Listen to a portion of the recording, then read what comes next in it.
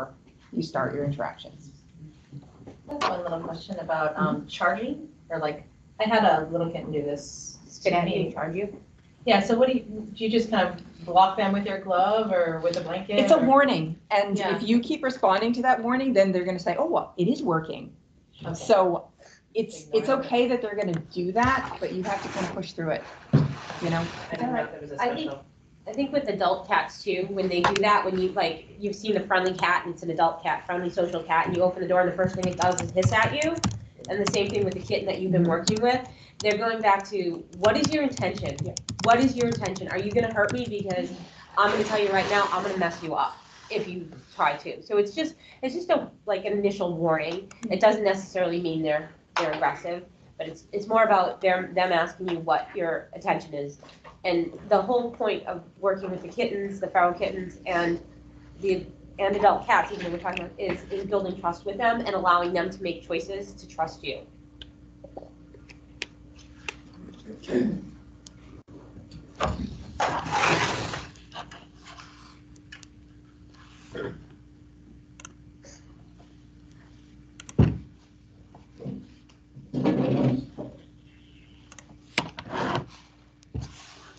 I didn't know if you were gonna do the poster. You're not? No. Did you say? Oh. Yeah. Okay. So what I wanted to do with this was sort of like, as you guys were talking, Okay. the body postures would come up. Okay. You want me to go up?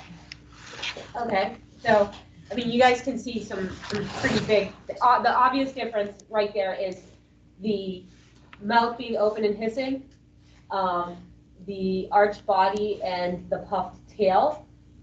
The cat's trying to be bigger, but some other things to notice on that is, if you look at the eyes, the whale eyes, very, very frightened. This cat here, he has very relaxed eyes on him. He's just very relaxed in that way. His ears are kind of forward, where his is slightly, it's hard to see on the side, but if you look over there, slightly to the left, kind of almost starting to airplane. And then his tail is it's up, but it's relaxed, kind of over. So that's a very confident cat coming towards you, whereas that is a potentially aggressive, or I would say scared cat, trying to make himself look bigger. So I guess that would be a question for me too, is like, what's the difference between confident? I mean, confident could be aggressive too, right? Yes. Yeah, but I wouldn't necessarily interpret that confident cat coming toward me as he wants to be friendly. I would interpret him as being like, yeah, I could go up to you. I'm pretty brave.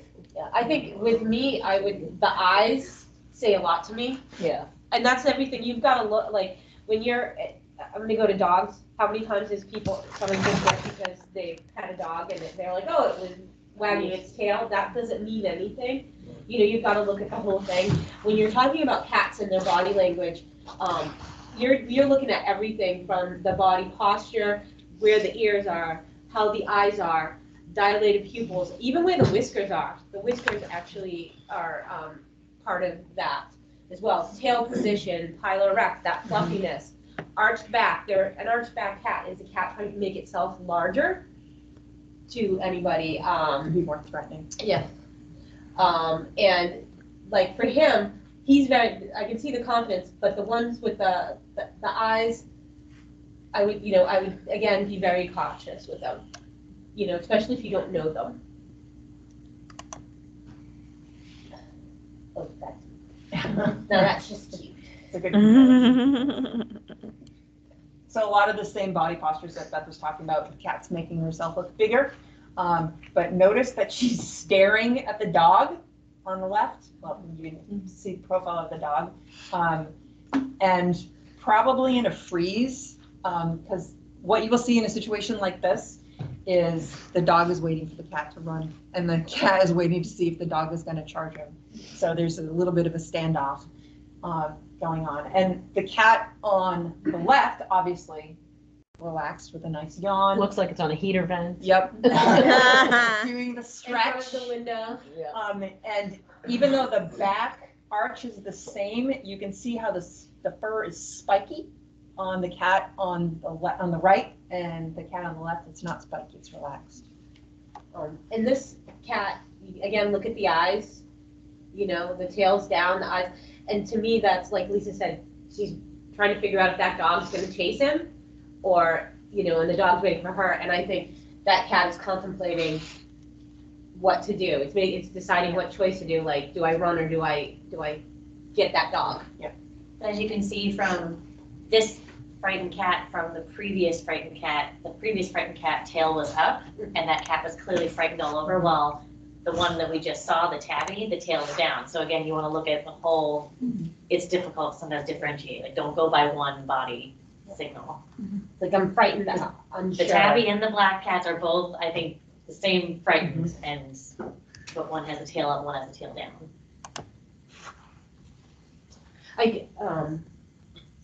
The black one is more ready to charge, Yes, whereas the gray one is contemplating what to make choice of. yeah.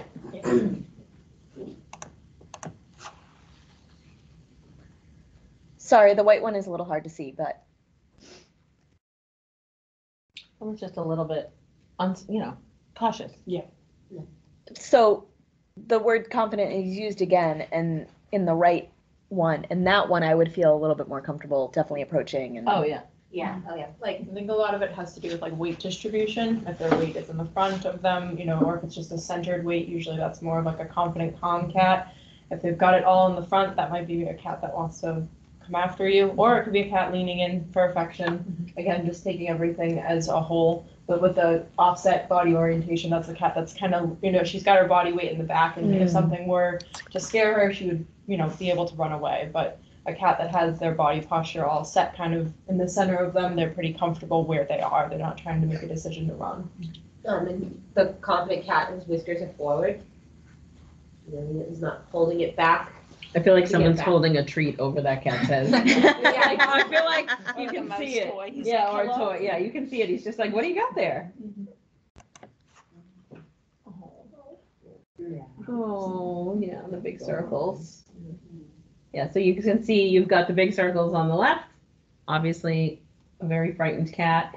And then on the right, they're also wide, but completely different. And like, I can envision his butt swinging back and forth and he's ready to tackle whatever's in front of and him. he's also not, the hunting one is not looking at the camera, while the afraid one looks like it's looking more whoever's Yes. holding the camera. So if the cat on the left was head down and still looking at the camera, I would still say afraid. And you know what I mean, vice, so. His body looks flatter to the ground. Where he's Compared just to his her, head he's- is down. Yeah, his head's down, his body's up a little bit more. Yeah, he's ready. Where this guy's kind of flattened himself a little bit.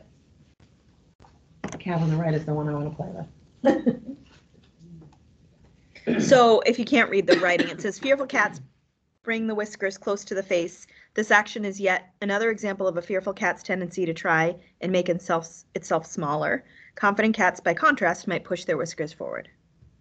It's kind of hard to see, but. That's an awesome cat.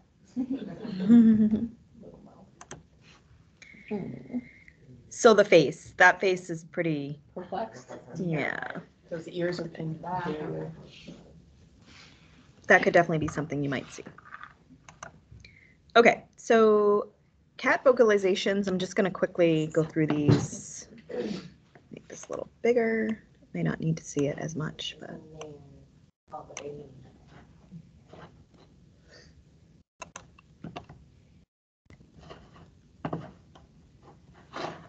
There we go.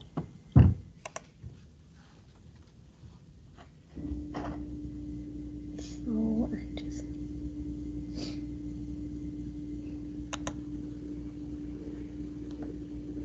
So you can hear that purring, yes? So this is where it gets tricky because I have to move forward. Oop.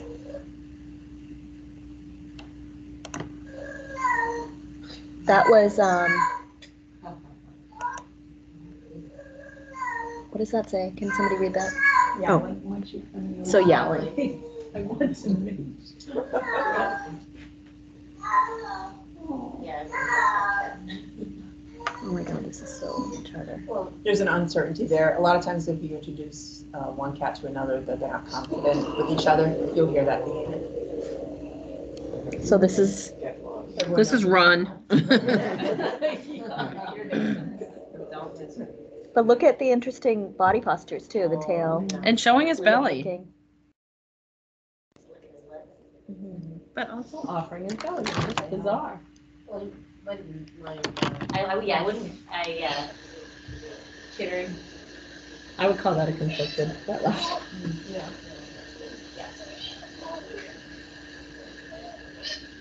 That's usually when they're stalking. yeah. I'm looking. And it tastes so good when I get it. Oh, that's so funny. Look at those eyes. Look at the whiskers.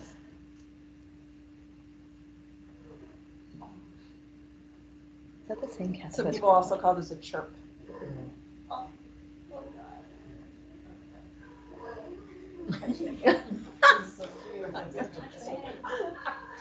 What are you waiting for? Whiskers on him too. It's that same one.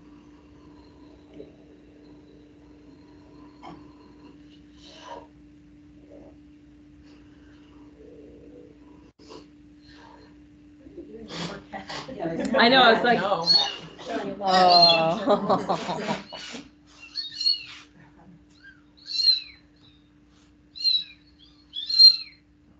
Oh my God.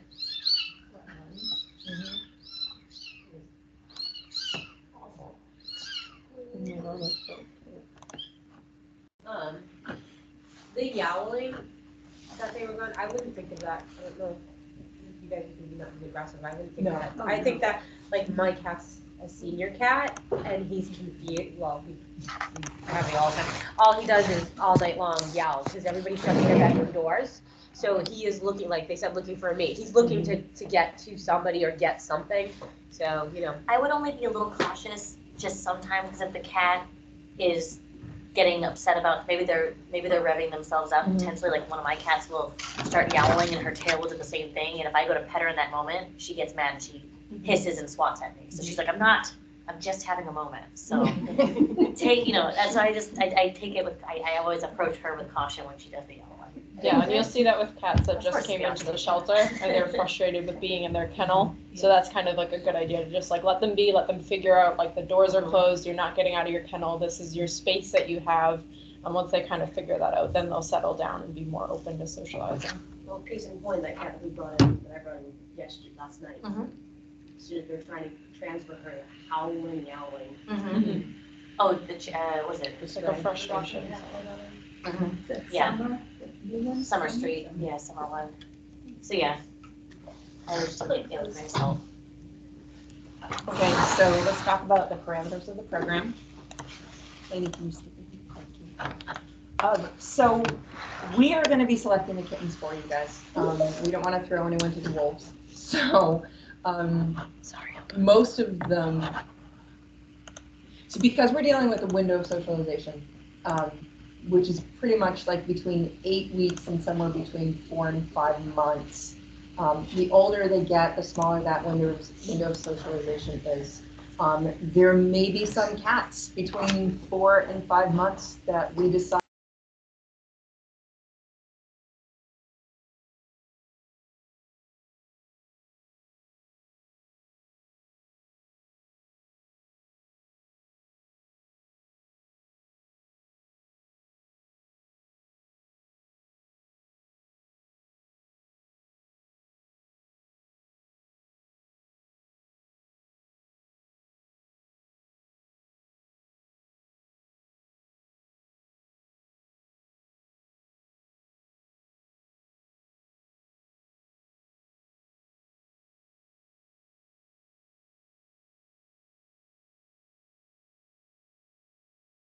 Hi, this is Marna. I don't know if you can hear me, but I can't hear you and my screen is frozen.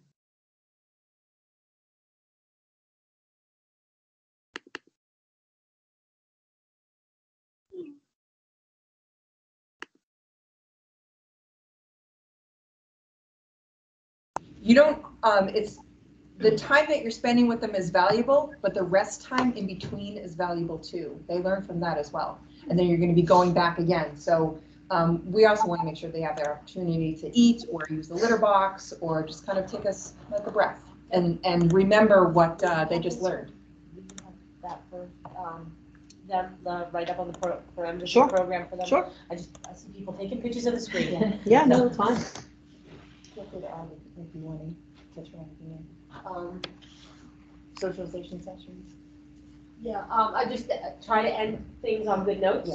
Yeah. Try to end things on good notes, so like, you know, maybe adding wet Very food important. or toys, Don't leave on a hiss. Yeah. If you get a hiss, as I mentioned before, if you're leaving and if they hiss and you retreat, then they're going to be like, oh, I won.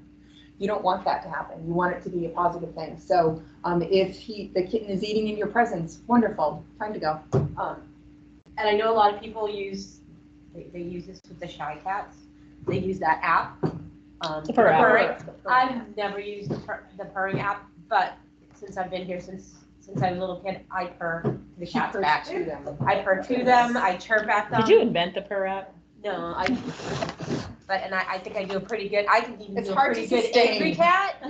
But yeah, no, I've always, you know, little chirping at them when it interact. So again, making positive interactions with them, leaving on a positive note, and you know, granted, we are kind of pushing ourselves on them, but we want to do it in a safe way, and we want them to be able to make choices to trust us.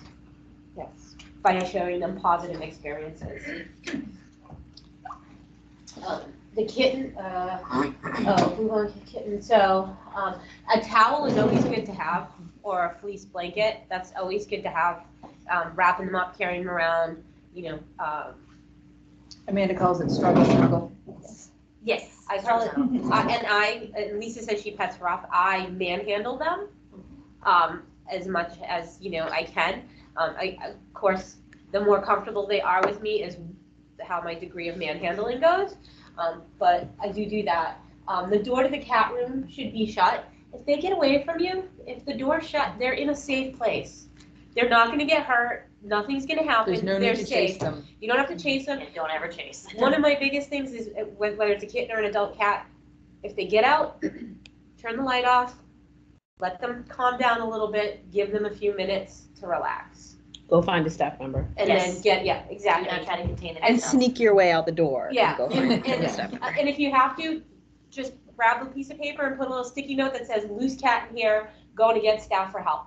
Do not enter. You know what I mean? But don't try to pick them up, because they're already freaked out, and then you're going after them, and that you're gonna get bit or scratched. And some of that wonderful work you just progressively made, you undid. Yeah.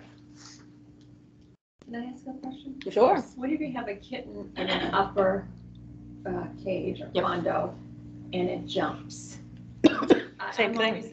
I'm always afraid they're gonna break their legs. No. Would that ever happen? I mean, if they're little. I've never seen a kitten break its leg Okay, jumping so out of a kennel. sometimes when there's even a young cat that's here, I'm very worried that they're gonna harm themselves. Yeah, I mean, that's a very valid concern, but they're pretty elastic. Okay. Yeah. Especially the younger ones, like they're much more agile than like an older cat.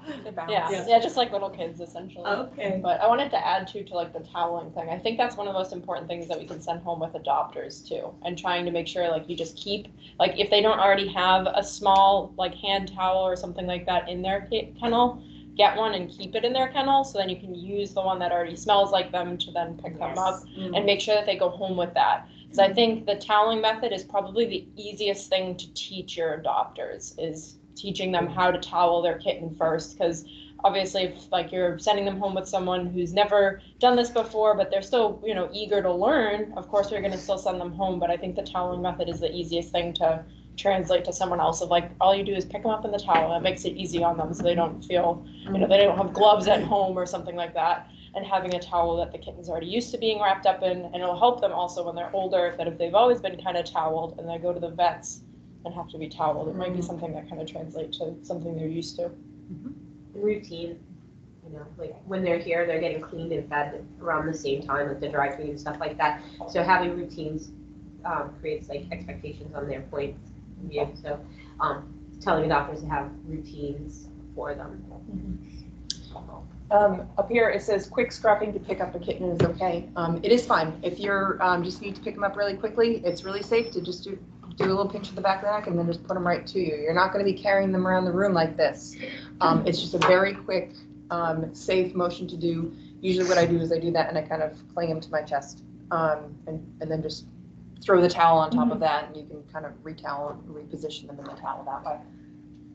We are suggesting that for green volunteers who aren't as confident, a staff member would hand you the kitten. If you're a blue volunteer, you should be able to get the kitten out on your own.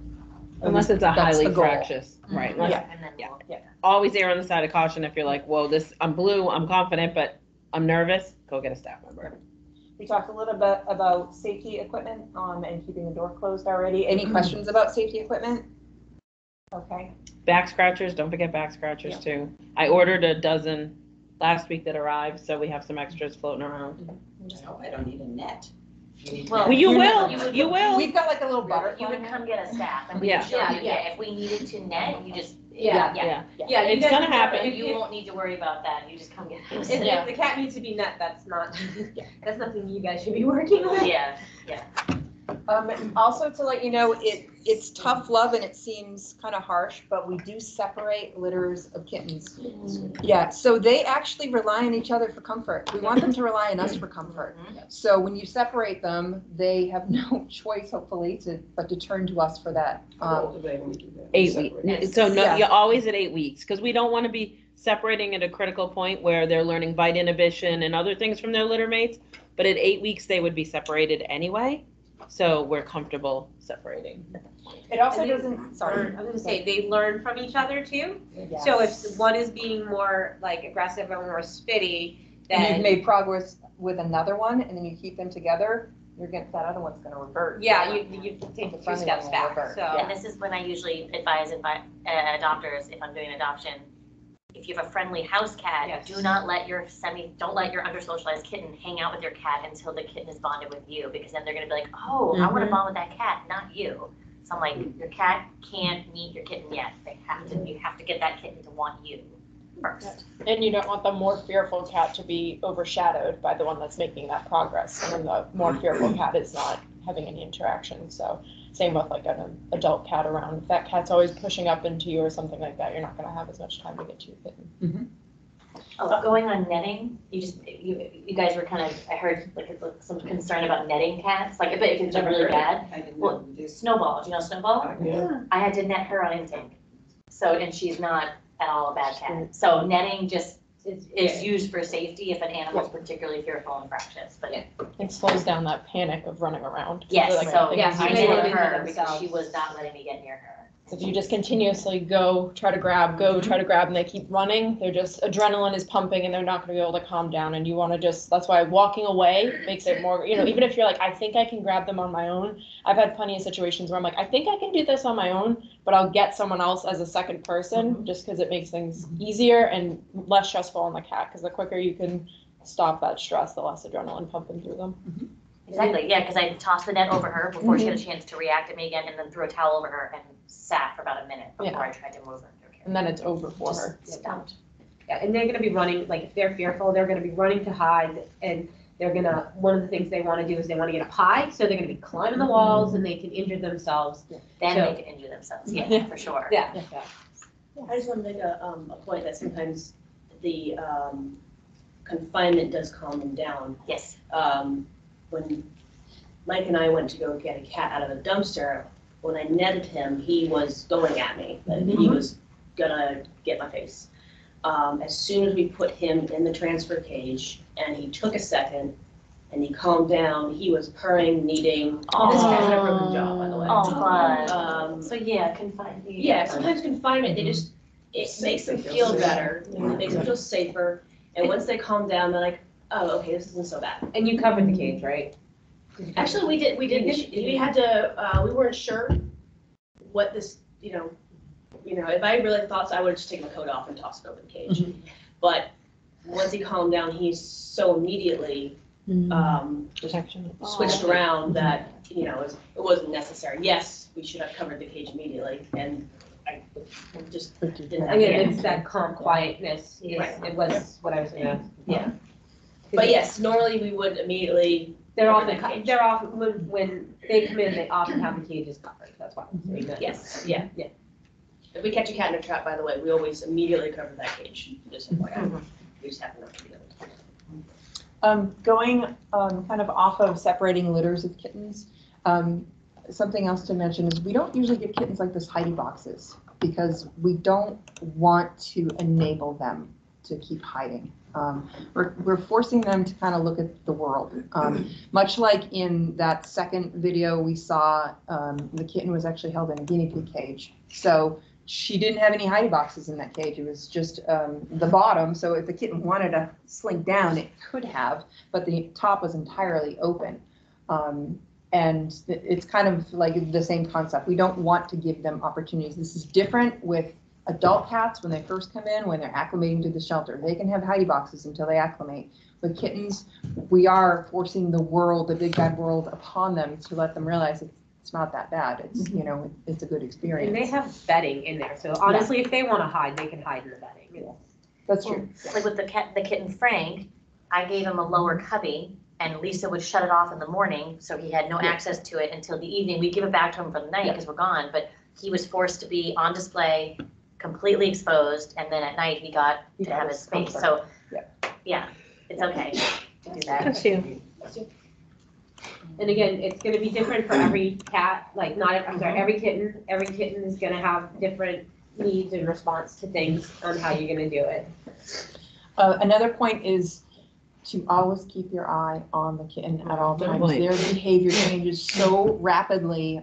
You could just be sitting there petting them and staring at them, and somebody walks in the room and you turn and you your just see hand, moving just a like all of a certain way. sudden the kitten's ears go back and it bites you. You know, you always want to be watching them. Learn to acknowledge people in the room without looking at them. Because you And no need to fiddling with your focus phones while you're interacting with you them. need to focus everything on the kitten and what it is doing. So we'll probably have signage too, just for you guys to be able to hang up on the outside door so that people know that you're socializing them. Yeah. So that they'll know. People to- don't come in loudly talking like me, Right. because I Right. would. Kitten socialization in progress. Yeah. Thank you. I'd like to have one too that 'Cause says there like was- kitten loose or cat loose. Yes. I was You know, do socializing not a enter. kitten, That way someone doesn't have to run and get feedback. and exactly what we're talking about, someone came in the room and I got startled and I looked to be like, oh, and the kitten launched itself right at me, not trying to get me, it was trying to get out. Get And past you. because I freaked out, I put my hand up to block it, don't do that, don't. And it caught me with its nail, with its tooth, and it slid down, because I held it there in midair, and it was like, and it was stuck to me, and it slid right off of me and fell to the floor, so, but that was all because I got startled, and it got startled, and it, yeah, Wow. yeah. And then, of course, make memos of all your interactions in Chameleon, because that's all important information we're gonna be using to counsel adopters, so they know the progress that the kitten has made while it's been with us. And you'd be surprised, I mean, it seems like we're talking about a lengthy process. Some kittens have been turned around in like a day. Others might take a little longer. Frank took, was Frank on Well, board? he quarantined himself, Yes, he because he did. wanted to stay here an extra 10 days, so I think that was the best thing that could have happened.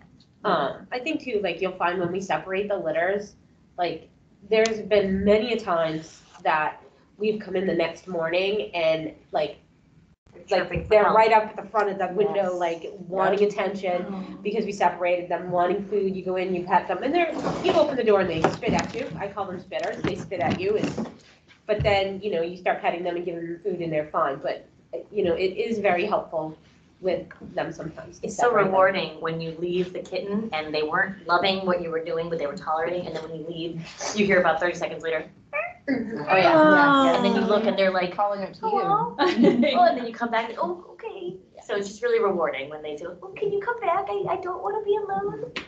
It's really cute. And that's a really good word to use, rewarding, because once you have your first breakthrough, then you get addicted and you're like, I walked into the vet's the surgery suite a couple weeks ago, and I'm like, this is what I want to do when I retire. I want to volunteer at a shelter socializing feral kittens. So it is definitely addictive. It's Yes. rewarding. And you get to tell your friends and family, I get to snuggle kittens all day when I volunteer at the shelter. That's usually never true, right? You're always like washing dishes and cleaning cages, but this is one thing that you really get to say it and mean it. And if you ever have an issue, for example, when I got bit, it happens, don't ever feel Yeah. ashamed, don't Yeah. ever feel bad. Very Kitten goes on quarantine, so what? You've earned probably needed it. Yes, it's got It more most time to likely adjust. needed. Yeah, so don't do it on purpose, but don't ever be ashamed if If you it did anything happens. wrong. Yeah. The kitten, is not gonna get punished, you're not gonna get punished, it is what it is. And also, you guys might be working with the cat kittens, and if you find that, after a certain lengthy period of time, or certain period of time that, we're not really seeing progress, we can then look at other options like foster care, things like that. Yes. In case anybody had concerns about that, Or barns, always barns. Can I ask a question? I know you said to make some notes on chameleon. I'm not familiar with how to do that. So Yes, is we need to something- show, yeah. we can. I can show people right after this, if anyone has extra time. I can bring everyone to the back computer that doesn't know how to do it, and I can show you all how to do memos. And you're not gonna remember it your first time, but I will Or the show you second. so you at And least you have the can- baseline for it. You come ask the staff Yeah. if So- you're here, you say, hey, I need to make a memo, show me. We can just do it I'll here show you. right now. Okay. When Or you're we done. can do it right here. Yeah, Also, so those on the computer, we're just gonna do it here on the computer since You we're all could here. always just send a quick email to myself, Lisa, Amanda, Jenna, and she can Jenna. forward it to us. Yeah, Yes, so and send we can it- make a memo. and we can put it in, because if you've already, the hardest part is writing it out. I mean, cutting and pasting, it's easy for us. Yeah. But, so if you aren't comfortable with the chameleon, or you're still trying to learn it and you're not quite figuring it out yet, you can always, or you have to run or something like that, you can always send us an email and we can put it Good in. idea. Thank But you. it is good to get to learn to use chameleon. Wanted to add back to the food thing, I just kind of thought about it. When you have a kitten that will eat in front of you and they're kind of at that turnaround point, but not completely allowing you to wanting to eat. A lot of the times, food down in a bowl, I don't usually ever use my hands to feed them, and I'll leave my hand there, so they almost have to push into you and feel you on them while they're eating. I do that a lot with also shy adults, as I'll just have a hand there while they're eating, so they almost have to interact with you to, eat, but they're not necessarily just having to make their approach to you for nothing, Yep, that goes with what Beth was saying about choices. So you're giving Yeah. them a choice, and they're realizing that, oh, geez, nothing bad does happen. You're not forcing yourself on them. They have to push their face past you to eat. Yeah. So that's the choice that they're making. Yeah, exactly. Yeah, when they're at that point where they are making choices, that's when you can do it. If they're not, then they're just gonna say, no, thank you, the food's not worth it. Yeah. But I usually don't ever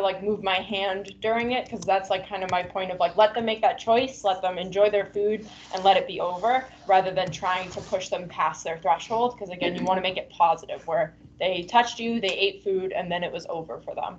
And And you can then also just do they're back here, you can put a small amount there, let them eat, and then you can slowly bring it to yourself too. So, yes, exactly, right. So that's gradually coming towards you and making the decision and developing trust. That's the biggest thing if you get anything out of here is building trust with them and letting them make decisions to learn that we're not evil. Well, maybe I mean, I'm Amanda sometimes is, evil. but, and Debbie, wherever Debbie is. I'm right she's here. evil too. I flunk every time. So I think sorry.